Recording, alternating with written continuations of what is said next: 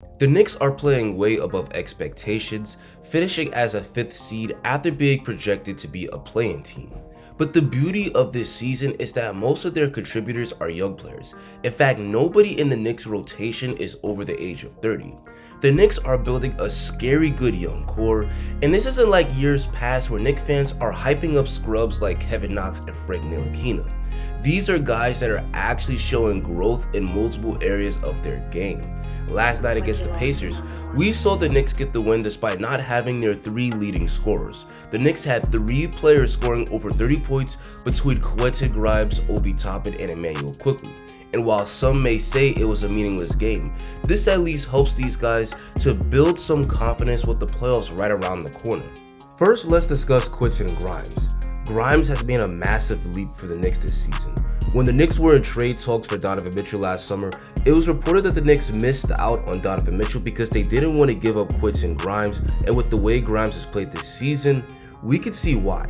Grimes has emerged as the Knicks' best perimeter defender this season, and he has the versatility to defend small guards or switch on the big wing players. And he's done that while remaining a respectable 3-point shooter. He's been in a slump during certain stretches of the season, but recently he's starting to heat up where over his last 6 games, Grimes is averaging 23 points and 5 assists per game on 54% shooting from the field and 46% from 3. Grimes' outside shot is now hitting at an ultra efficient rate, and we're also seeing him put the ball on the floor more and get to the basket. What I also love about Grimes' game is that he's very unselfish, and he's one of the few players on the roster that consistently looks to feed Mitchell Robinson with lobs and dump-off passes. He's a stud, and the Knicks are going to need him to keep up this hot shooting in the playoffs. Now let's talk about Toppin. Like Grimes, Obi has been excelling late in the season. Obi is in a tough spot because he plays the same position as Julius Randle, and the two don't really complement each other, so as a result, he only plays about 15 minutes a game. But even in his limited playing time this season, Obi has shown some serious growth, and with Randle being sidelined due to injury, Obi has erupted. It's a small sample size, but in 3 games as a starter, Obi is averaging 22 points per game on 62% shooting from the field and 45% from 3. Obi's 3-point shooting has skyrocketed, and the Knicks are playing up-tempo recently, and this has benefited Obi because he's a monster on the fast break. This is awesome, and with Obi playing this well, it makes you wonder what he could produce if he was given starter minutes. Time to talk about Immanuel Quickley. IQ has emerged as the Knicks' best young player this season. His impact is limited due to the fact that he plays behind Jalen Brunson, but he has shown in flashes that he's a starting caliber point guard. In 19 games as a starter, IQ is averaging 22 points and 5 assists per game on 47% shooting from the field and 40% from deep. IQ's game has improved by leaps and bounds this year. He's now an excellent driver and finisher at the rim, but he also can create his own shot off the bounce. And while becoming better offensively, he's remained a menace on the defensive end. With IQ putting up all-star numbers in starter minutes, he could be huge for the Knicks when they face the Cavaliers in the first round. Now let's discuss Mitchell Robinson, who in my opinion is the unsung hero of the team. He doesn't score many points, but what he brings on the less glamorous end has been invaluable.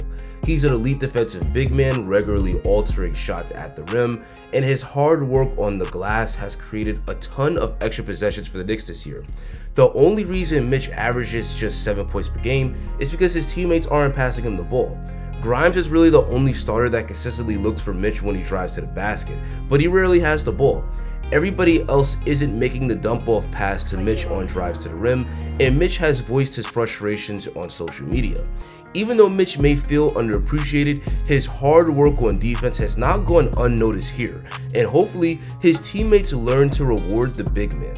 The only young player on the Knicks that I would say has been a disappointment is Barrett, and that's only because he was the number 3 overall pick, which comes with big expectations. RJ has grown a lot as a driver and finisher this season, and we're seeing him take and making more pull-up jumpers than ever before, but unfortunately while growing in some areas, he's regressed in others. RJ is shooting his worst percentage from 3 since his rookie year, and his defense, which at one point I thought was a strength of his game, has become a legit weakness. I'm criticizing RJ, but I still believe he's a good player and I still believe he can turn it around. But RJ needs to learn to improve in multiple areas of his game while not regressing in others. But now let's discuss some of the young guys who don't get the praise they deserve. Isaiah Hartenstein, who still is only 24 years old, has been huge this season. Off the bench, he gives the Knicks similar production to what Mitchell Robinson brings, but of course at a lower level. He's a legit rim protector out there and a beast on the offensive glass, and like Mitch, he's also underutilized on the offensive end. When the Knicks have gotten Hartenstein in the post, he's shown the ability to throw some nice dimes to cutting players, and I've even heard some Knicks fans online calling Hartenstein Joker of the East. Overall, he's been great as a backup center, and it's nice that the Knicks have him for another year on a cheap deal. Now let's discuss Jericho Sims. The first thing that sticks out with Sims is his athleticism. He's got a damn near 45-inch vertical. Now unfortunately, he wasn't able to put those hops to good use during the slam dunk contest because those dunk attempts were whack. But he is able to put those hops to good use in actual basketball games as a lob target. And when Mitchell Robinson was hurt, I thought Sims played pretty well backing up Isaiah Hartenstein during that stretch. His game is still pretty raw, but I think Sims has potential to be a solid center. And lastly, I'll discuss Deuce McBride, who honestly is an enigma. When he's playing in the G League, he looks like a superstar, but when the games actually matter, he can't score the ball to save his life. He's shooting 35% from the field and 29% from 3 this year. The reason he's gotten playing time this year is due to his defense, and his stingy defense at the guard position was a huge reason the Knicks were able to turn their team defense around. I don't expect Deuce McBride to ever be a great offensive player, but if he could at least develop a good outside shot, I see Deuce as a Patrick Beverley prototype. Anyway guys, that's going to be the end of the video.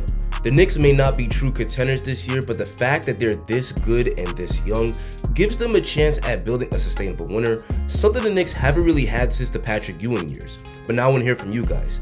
What do you think of the young core on this team? Who are you the highest on? Tell me in the comments. Like the Knicks, I'm also trying to achieve greatness. I'm hoping to get to 15k subs by June. So if you enjoyed this video and you want to see more dope content just like it, drop a like on the video and hit that subscribe button.